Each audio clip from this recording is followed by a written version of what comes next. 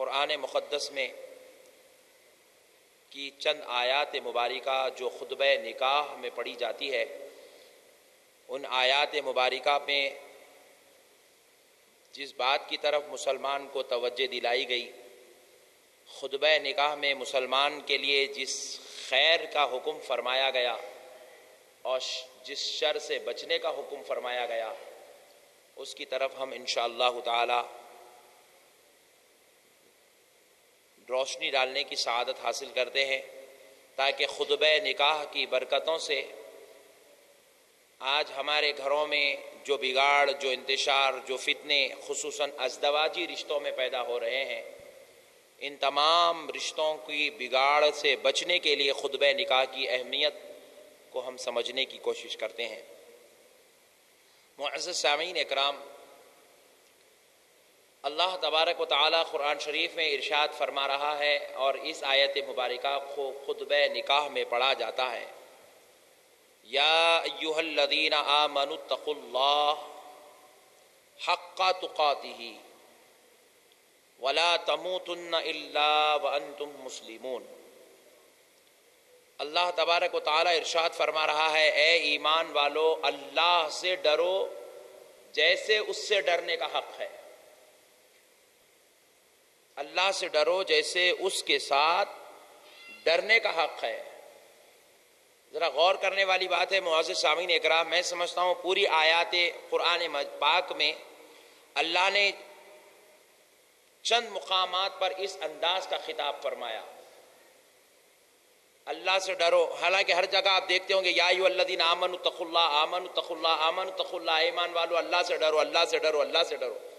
لیکن یہ آیت مبارکہ میں جو خطبہ نکاح میں پڑھی جا رہی ہے، اللہ رب العزت ارشاد فرما رہا ہے، اللہ سے ڈرو جیسے اس سے ڈرنے کا حق ہے۔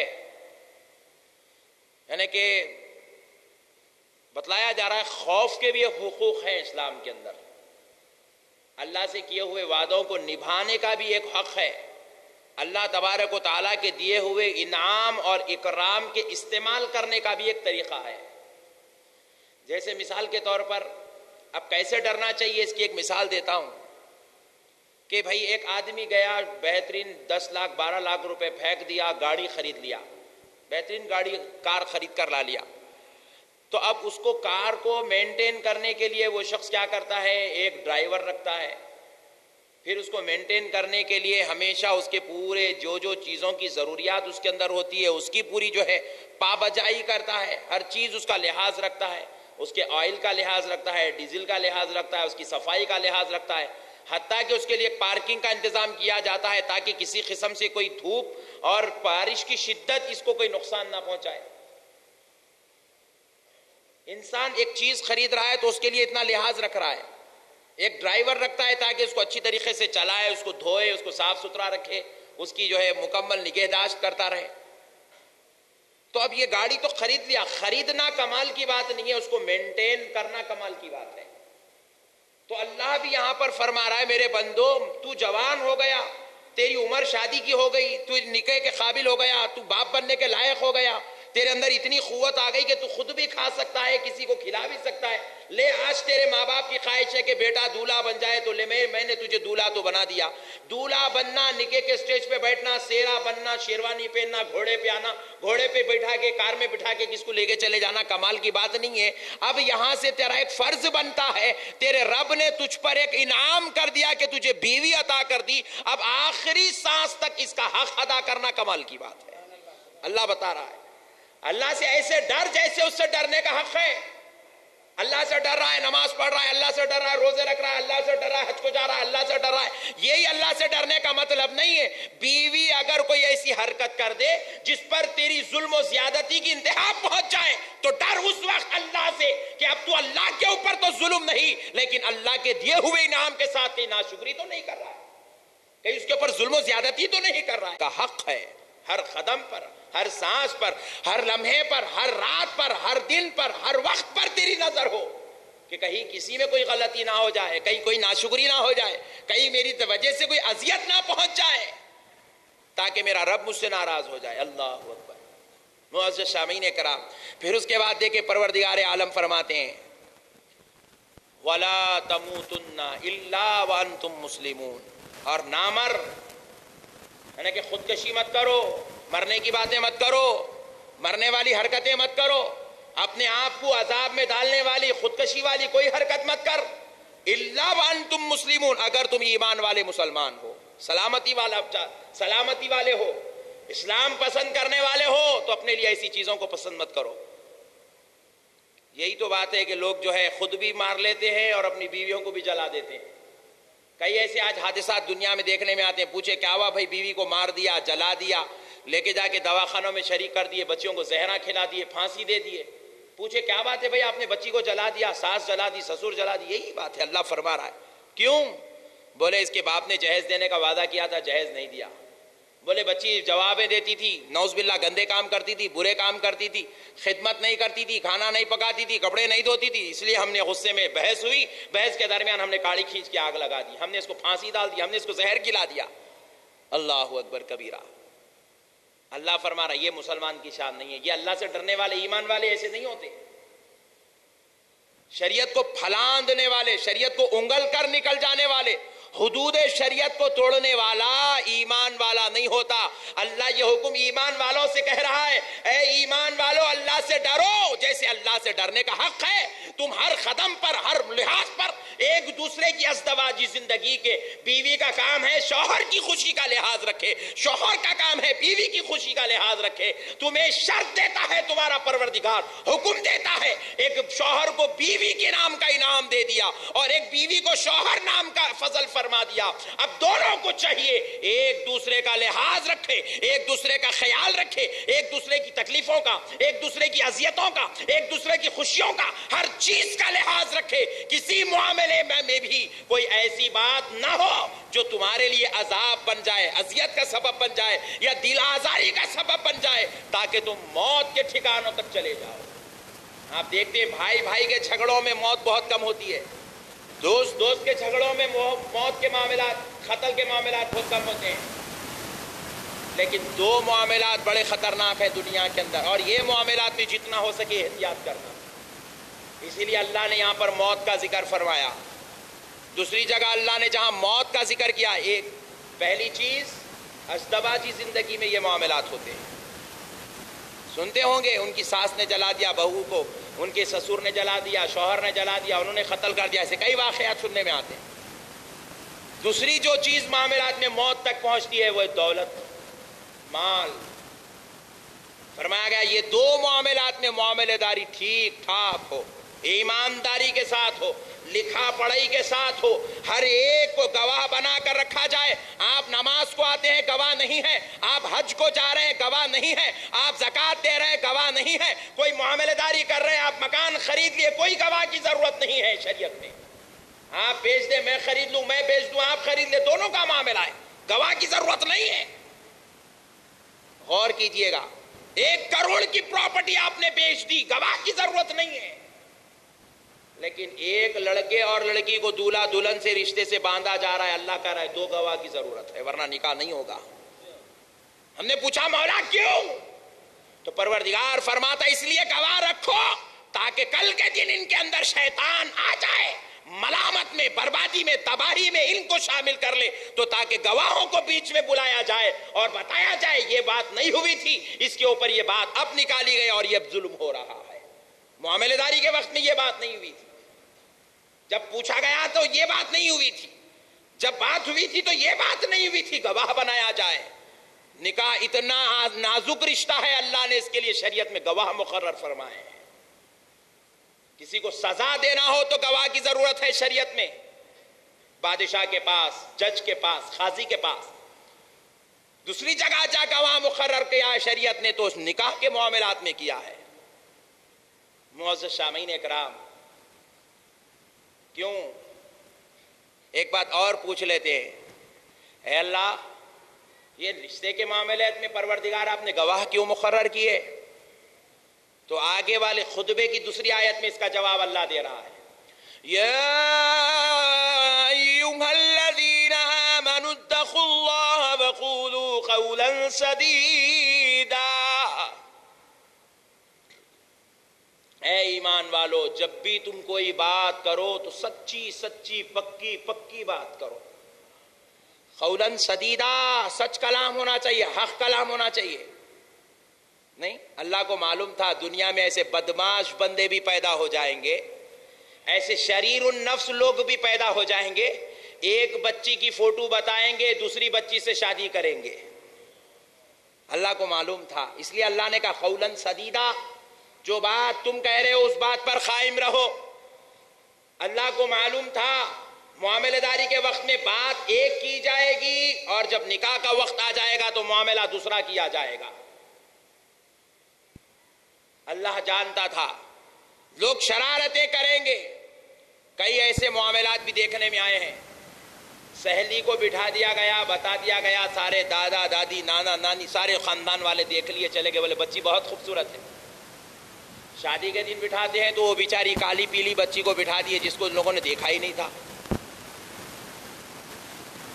اب وہ بیچاری کیا کر سکتے ہیں؟ پنجے لے کے آ گئے، بری لے کے آ گئے، سامان لے کے آ گئے، باراتی آ گئے، سارا خاندان آ گیا.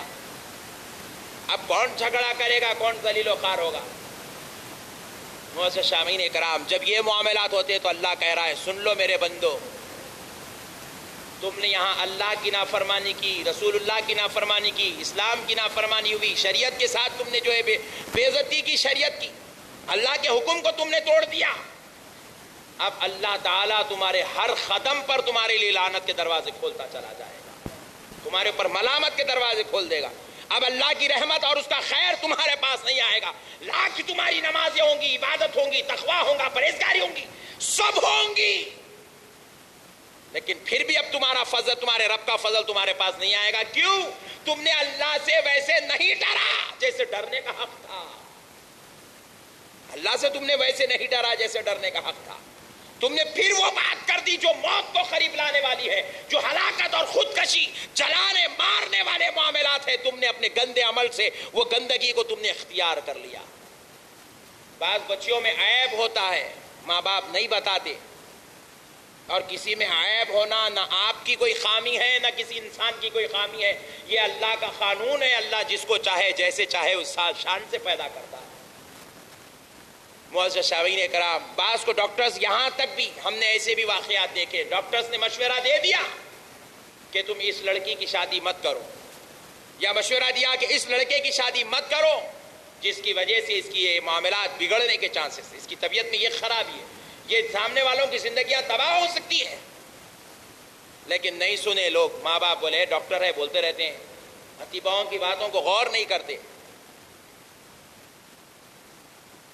شادیاں کر دے دیتے ہیں.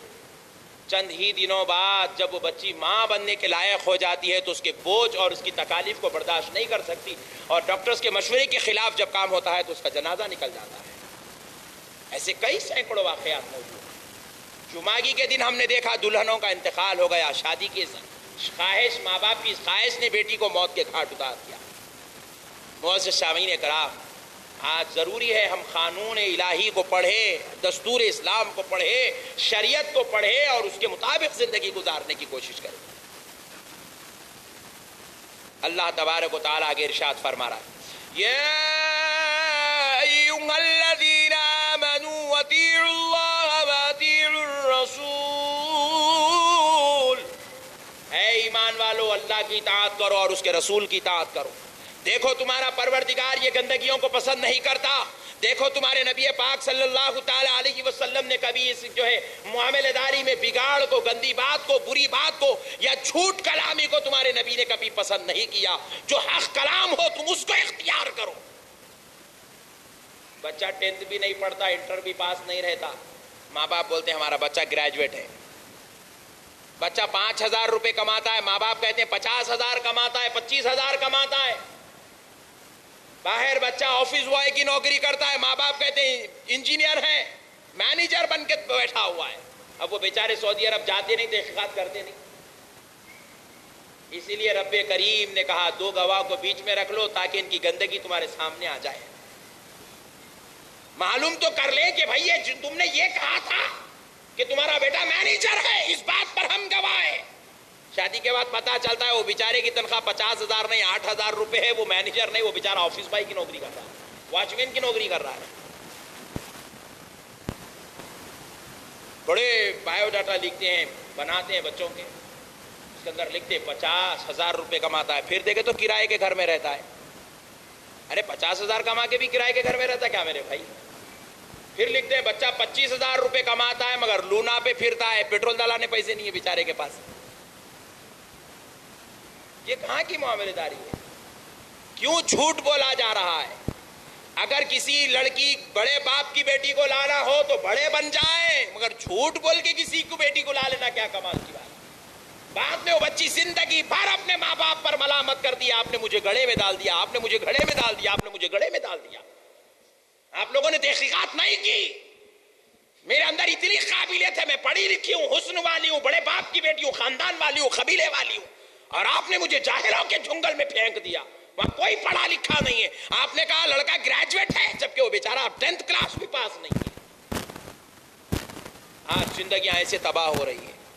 اور برا نہ مانے تو میں ایک بات کہوں، بعض ماں باپ خود اس بات سے ڈرے ہوئے، اگر ہم اس بات پر اگر روشنی ڈالیں گے تو ہماری بیٹی نہیں اٹھے گی، جو بھی آمن نہ صدق نہ گڑھے میں ڈال دو تو پہلے، بعد میں دیکھیے۔ بیٹیوں کے نہیں اٹھنے کا خوف بھی ماں باپ کو آج اس ملامت کی طرف لے کر چلا گیا۔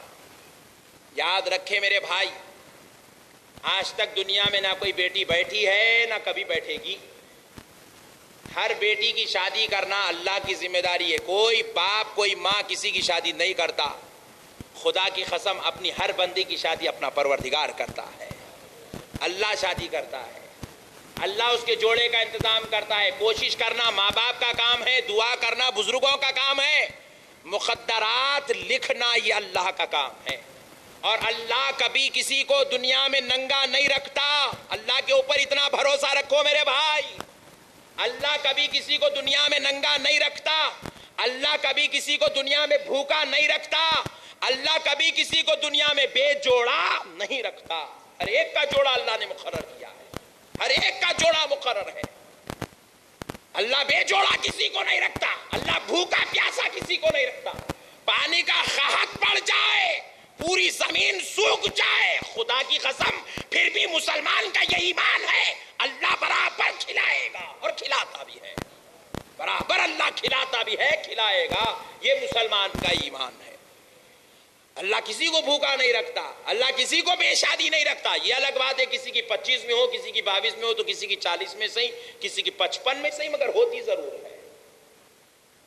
میرے پیارے بھائیوں، اللہ کی ذات پہ اتنا تو یقین رکھو۔ آج یہ یقین کم ہو گیا، جس کی وجہ سے ہم جیسے چاہے اپنے رشتوں کو معاملات کو قبول کر رہے ہیں۔ میں نے تو ایسے بھی ماں باپ کو دیکھا ہے جو بیٹیوں کے نہیں اٹھنے کے خوف سے شیعوں کو، مہدویوں کو، خارجیوں کو بھی اپنی بیٹیاں دے دیے، نعوذ باللہ۔ میری خود شاگردہ کے ساتھ ایک ایسا معاملہ ہوا، بچی کی شادی کر کے ماں باپ دے دیے۔ خاندان اور قبیلوں میں سے 2-4 لوگوں نے فون بھی کر کے بتایا تھا کہ دیکھو وہ لوگ جن سے تم رشتہ کر رہے ہو ان کے عقائد ہمیں صحیح نظر نہیں آ رہے ہیں، صحیح نظر نہیں آ رہے ہیں، وہ لوگ بہکے بہکے باتیں کر رہے ہیں۔ جب بیٹی گھر گئی تو جمعگی کے اندر تک اس کو پتا چل گیا کہ یہ لوگ سنی نہیں شیعہ لوگ ہیں۔ بیٹی نے جب دیکھا سارا سینہ چھنی پڑا ہوا ہے شوہر کا، آنگیں پوری جو ہے چھنی پڑی ہوئی ہے، گھروں کے اندر امام حسین کے نام کی تصویریں لگی ہوئی ہے، پریشان ہو گئی۔ جمعگی کے لیے جب لایا گیا، بیٹی بولی اب میں نہیں جاؤں گی اس گھر کو، میں جاؤں گی تو وہاں پر مجھے بھی اپنا سر کاٹنا پڑے گا، مجھے بھی خون بہانا پڑے گا، میری اولاد کا خون بہایا جائے گا۔ صرف 2 دن کی معاملے داری، ماں باپ کی نادانی، بیٹی کی ایک عظیم زندگی کو تباہ اور برباد کر کے رکھ دی۔ جمعگی کی دلہن گھر میں بیٹھ گئی، دوسری جمعگی سے پہلے اس کی طلاق بھی ہو جاتی ہے۔ اللہ کہہ رہا ہے ایمان والو سچ بات کہو معاملے داری میں، جو تمہارے حق تمہارے پروردگار نے تم کو دیا ہے، جس معیار کے ہو اسی معیار کی بات کرو، اونگ پٹانگ والی باتیں مت کرو۔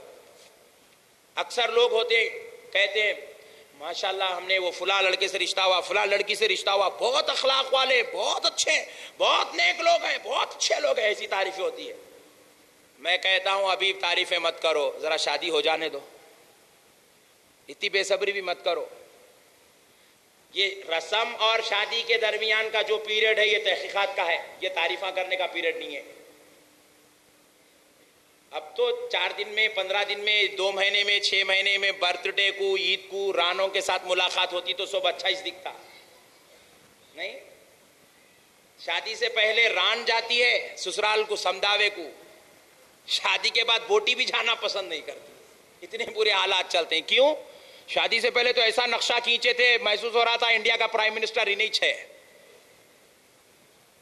محسوس ہو رہا تھا بل گیٹس جو ہے امریکہ کا وہ ہمارا داماد ہے. اتنا کماتا ہے, ایسے کماتا ہے, ایسے کماتا ہے. جہاں خاندان میں جاتی ہے دامادوں کی تعریفیں شروع. ایک صاحب تو بولے مولانا میری بہو بہت لکی ہے. بولا وہ کیسے آپ نے پہچان لیا, ابھی تو شادی ہی نہیں ہوئی. بولے جب میں اس کے گھر کو جا کے آتا ہوں دوسرے دن اچھی خوشخبری سننے کو ملتی ہے. بولے ایسے بھی ماں باپ ہیں دنیا کے اندر, اتنے بدعقیدہ لوگ, اتنا ایمان کمزور ہے لوگوں کا. پیارے بزرگ اور دوستو, جیسے ہی بچی شادی آئی, گھر کر کے آئی, پھر یہ داماد صاحب جب جو ہے سسرال سے معاملہ داری کرتے ہیں تب پتا چلتا ہے اماں یہی وہ بل گیٹس ہے جس کی تعریفیں تم کرتے کرتے ہمارے سامنے تھکتے نہیں تھے. یہی وہی تمہاری بہو ہے جس کی عظمتیں تم بیان کرتے, جس کے گھر جاتے تو تمہارے کاروبار میں ترقی خوشخبری ملتی تھی. اللہ اکبر. پیارے بزرگ اور دوستو, یہ کب ہوتا ہے؟ جب جھوٹ بیچ میں آ جاتی ہے. جھوٹ کے معاملے بہت اچھے دکھتے ہیں, ایسا دکھتا ہے تاج محل اب یہی بنا ہوا ہے. اس لیے اللہ کہہ رہا ہے نادانو جھوٹ مت بولو, وقولوا قولا سدیدا, جو بات بولو سچ بولو, ناپ تول کے بولو. ایک ایک بات کو حرف حرف کو تول کر بولو تاکہ کسی کو جھوٹی تسلی دو گے, جھوٹی آس دلاؤ گے, جھوٹے خواب دکھاؤ گے. 4 دن کے اندر تمہارے خواب ٹوٹ جائیں گے, تم تباہ و تاراج ہو جاؤ گے. جب اللہ سے مدد مانگو گے, جب رو گے, گڑ گڑاؤ گے, تڑپو گے, اللہ اب تمہاری مدد کرنے والا نہیں ہے. اب تم آؤ گے عاملوں کے پاس, میری بہو ستا رہی ہے, میرا داماد ستا رہا ہے. اللہ بولے گا 1 کروڑ عاملوں کے پاس پھرتے بن, اللہ تیری اب مدد کرنے والا نہیں ہے, کیونکہ تم نے جھوٹ پر رشتے کو قائم کیا تھا, تم نے گندگی اور ملامت پر رشتے کو قائم کیا تھا. اللہ کی مدد اب تمہارے ساتھ نہیں ہے. پیارے بزرگ اور دوستو, آج غور کرنے والی بات ہے. ماں باپ بھی کہتے ہیں ہماری بیٹی کو سب پکانے آتا ہے, سب کام آتا ہے, سارے کام آتے ہیں, ہمارے خاندان میں ہماری بیٹی کے جیسی بیٹی نہیں ہے. بنے جب بیٹی گھر کو جاتی ہے تو بیچاری کو چائے بنانا بھی نہیں آتا. اتنی جھوٹ بولتے ہیں ماں باپ. خود تو تربیت کرتے نہیں, اپنی اولاد کی سکھاتے نہیں, خود تو اپنی اولاد کو گھریلو زندگی کی ذمہ داریوں کا احساس دلاتے نہیں. گندے گندے ڈرامے سیریلز دکھاتے ہوئے ٹی ویوں کے سامنے بٹھاتے. جب رشتہ آتا ہے تو ایسی بتاتے ہیں صوم و صلات کی پابند, نمازی ہے, متقی ہے, پرہیزگار ہے, روزے دار ہے, تہجد گزار ہے. ایسا محسوس ہوتا ہے رابعہ بصری آ کے گھر میں بیٹھ گئی ہے. اللہ اکبر. لیکن جب وہ سسرال جاتی ہے تب پتا چلتا ہے جمعہ کی نماز بھی پڑھنا نہیں آتا ہے بیٹی کو. اس کے فرصت ہی نہیں ملی ڈرامے دیکھنے سے. جمعہ پڑھنے کہاں سے آئے گا, اسے نماز پڑھنے کہاں سے آ جائے گا. نہ اسے کھانا پکانا آتا ہے, نہ کپڑے سینا آتا ہے, نہ ماں باپ کا ادب معلوم, نہ بزرگوں کا ادب معلوم, نہ خاندان قبیلے کا لحاظ معلوم, نہ صبر کی کیفیت معلوم, نہ برداشت کا مادہ معلوم. پیارے بزرگ اور دوستو, ایک بات, بڑی اہم بات کہتا ہوں جو میں نے بزرگوں سے سنی ہے. لڑکپن میں بعض سوالات بڑے جامع ہوتے ہیں. ہم لوگ جماعت میں بیٹھے ہوئے تھے, ہمارے استاد محترم سے ایک شخص نے, ایک لڑکے نے سوال کیا, ہمارے جماعت ساتھی نے. بولے حضرت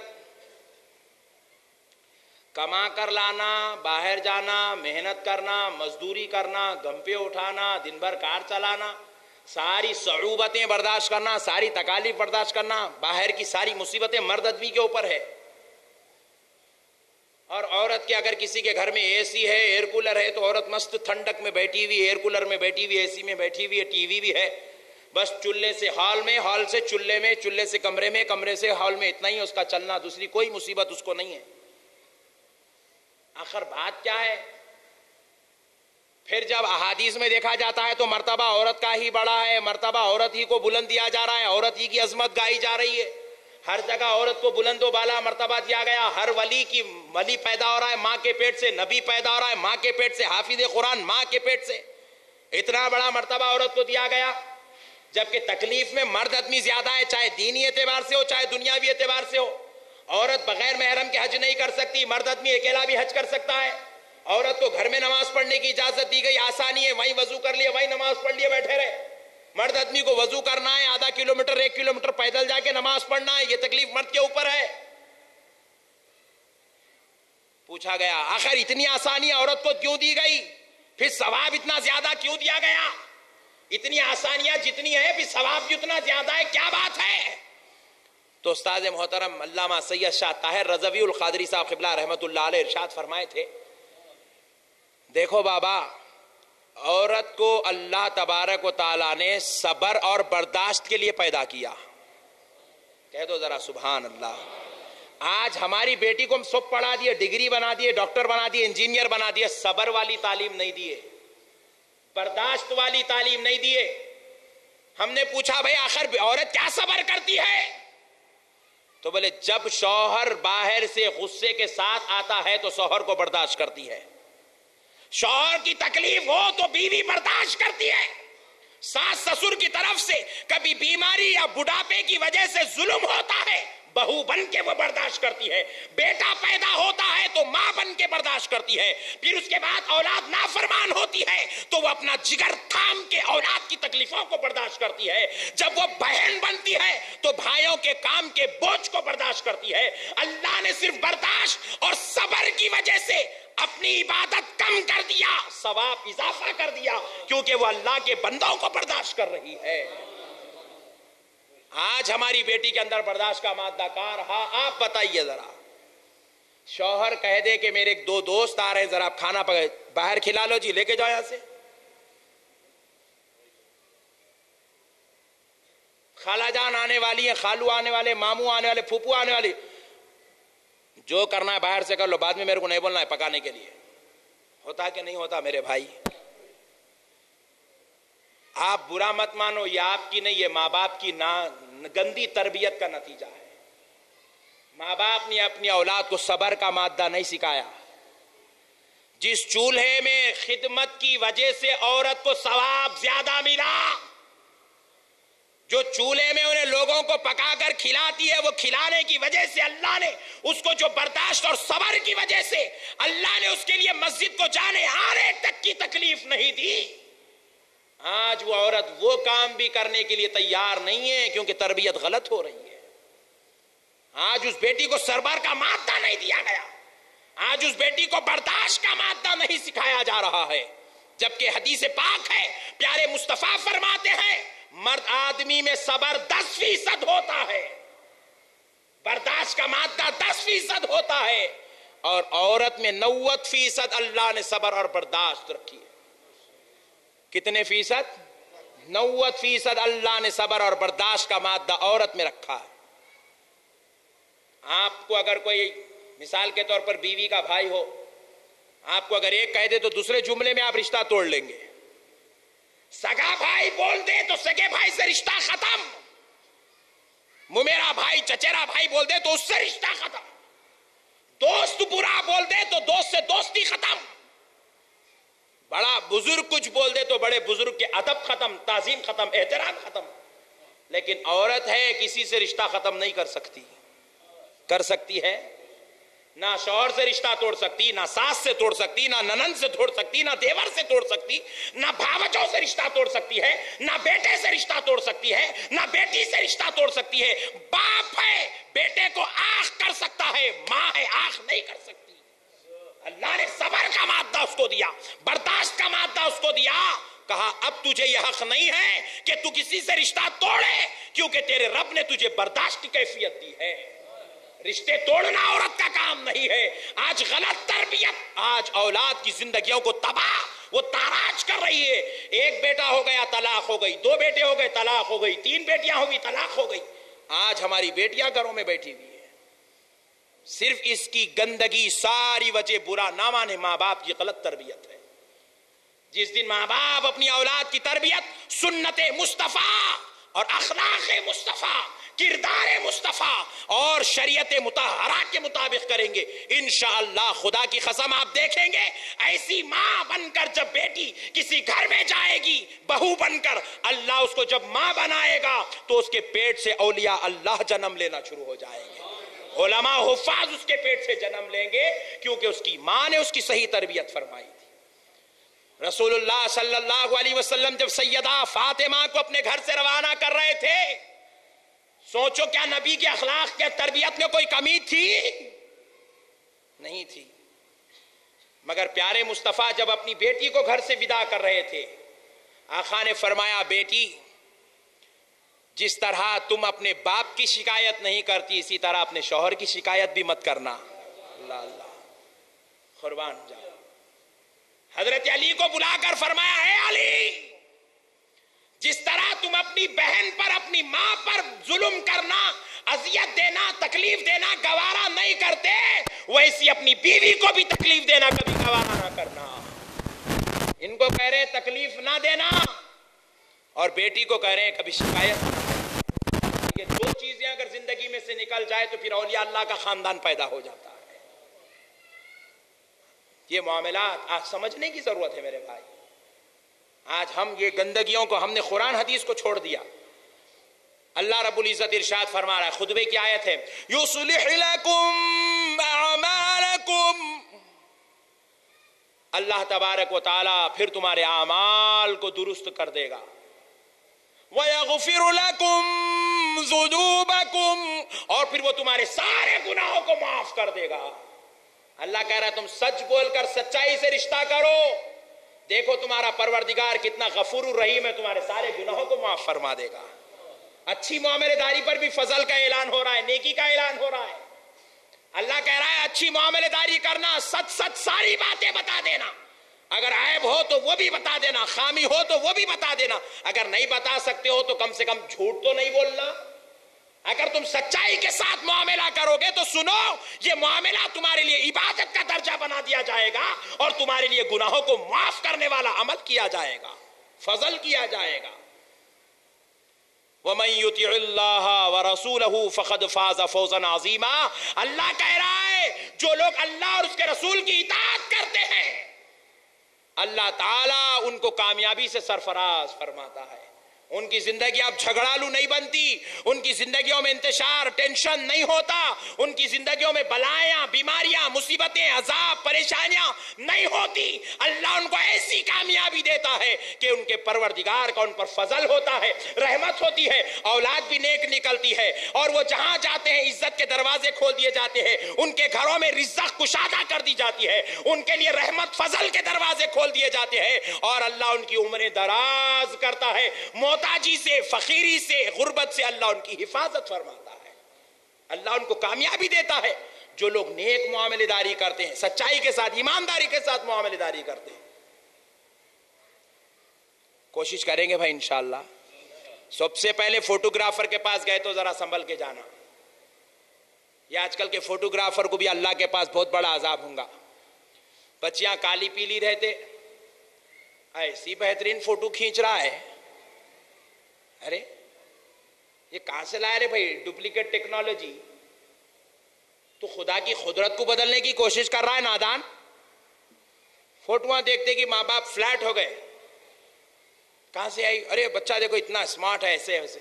آج کل تو یہ بھی چل رہا ہے، بچی کی ہائٹ جو ہے 5 فٹ ہے، فوٹوگرافر اس کو 5.5 کر رہا ہے۔ وہ کمپیوٹر جو آ گیا گندے لوگوں کے پاس، بڑھا رہے، ارے تم یہاں لاکھ بڑھا لو، اللہ تو دیکھ رہا ہے نا۔